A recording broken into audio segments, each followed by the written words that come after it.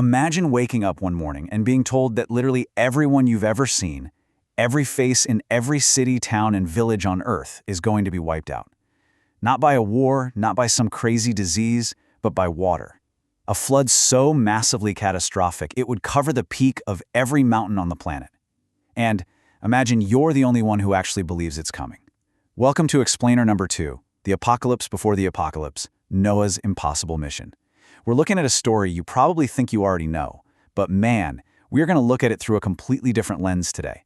We're talking about a guy who spent decades building an enormous boat on completely dry land, while the whole world literally laughed in his face.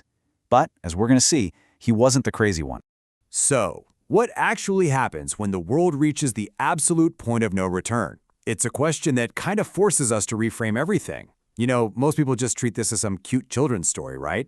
Just a lot of water and a bunch of floating zoo animals. But it isn't. Not at all. It is a gritty, terrifying survival epic about a world standing right at the edge of the abyss. It's really a story about what it costs to be the one single person who still believes things can be different, even when civilization has completely passed the point of no return. Just take a second and think about the sheer apocalyptic scope of these stakes. One man, one family, one boat, every single species on Earth, and 40 days. I mean, on paper, it sounds like an absolutely insane mission, a mission that made zero sense to anyone except God. But to truly grasp why this immense timeline and scope were even necessary, we really have to understand what was happening before a single drop of rain ever fell. Because the world before the flood, that's the entire reason the flood happens in the first place. All right, let's dive into Section 1, the world before, and its total corruption. So if we look back at the descendants of Adam and Eve, things hadn't just gone, a little bit wrong. Paradise had totally collapsed. And over just a few generations, those ripple effects spread like wildfire. Things got worse, and I don't mean slowly, I mean dramatically worse. To understand this flood, we literally have to look at the total complete collapse of the human society they left behind. Listen to this absolutely haunting description from the ancient text. It says, "Every imagination of the thoughts of his heart was only evil continually." Think about that for a second. Not sometimes bad, not mostly struggling to do the right thing. Only evil, continually. Human civilization had completely rotated to face the exact wrong way, and it was entirely given over to violence, and there was no turning back. That is the dark, corrupted backdrop of our story. And that sets up this incredibly stark contrast.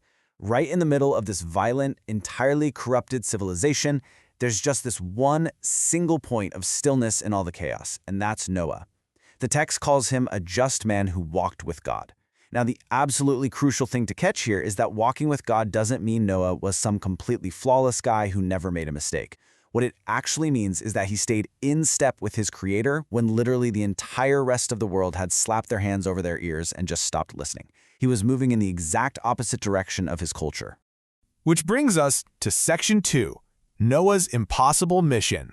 So because Noah was actually willing to listen, God tells him what's coming and then hands him what has to be the most staggering, highly specific construction project in all of human history. And keep in mind, Noah didn't have access to modern contractors, no heavy machinery, no power tools, nothing like that. He just had his hands, his family, and a very specific set of blueprints, 450 feet long. The text says 300 cubits, which to put that into perspective is about 1.5 modern football fields. So yeah, this was not some cute little rowboat you take out on a lake for the weekend. This was a massive engineering project that would challenge a modern crew with cranes and steel, let alone one single family working with wood in the middle of an open field. And the craziest part? Noah did exactly what he was told. No arguments, no trying to negotiate, just yes. And that leads us to a literal nightmare of intense logistics. We all kind of know the story of the animals coming to the ark, but look at the actual breakdown here. Unclean animals, 2 of every kind. Clean animals and birds, 7 pairs of every sort. Just think about the sheer headache of organizing this. You've got thousands of species traveling to one single location, loading in this totally orderly fashion, all without cages collapsing or, the predators deciding to just eat the animals next to them. The source material treats this as a literal miracle of organization, stepping in to prevent just total chaos. And then we hit this detail, which honestly is essentially a theological mic drop. And the Lord shut him in. God shut the door, not Noah. God. And this detail matters immensely because it means the definitive seal was placed by the Creator himself. Once that massive, heavy wooden door clicked shut, the window of opportunity for anyone outside to change their mind, It was completely gone. The time for building was officially over. The time for the storm had arrived. Moving right along to Section 3, the 40-day flood. Right here, the whole tone of the text shifts dramatically. We move from this very purposeful, active construction phase into just absolute darkness and claustrophobia. The skies darken rapidly, the wind starts howling, and the terrifying reality of the apocalypse actually sets in. Track this chronological terror with me for a second. On the 17th day of the second month, the rain begins. And the text describes underground water sources, the fountains of the great deep, just bursting open all at the exact same time, while the windows of heaven open up from above. For 40 continuous days, it just rains. And then, for 150 days, water entirely dominates the earth. What you're seeing here on this timeline isn't just a bad storm. It is essentially the earth being unmade. It's a terrifying, literal reversal of creation itself. 8 people, sitting in the dark, floating. Inside that massive wooden hull are Noah, his wife, his 3 sons, Shem, Ham, and Japheth, and their wives, plus thousands of animals. You know, there's no chapter in the text that tells us exactly what they were feeling, but you can kind of imagine the intense isolation, right?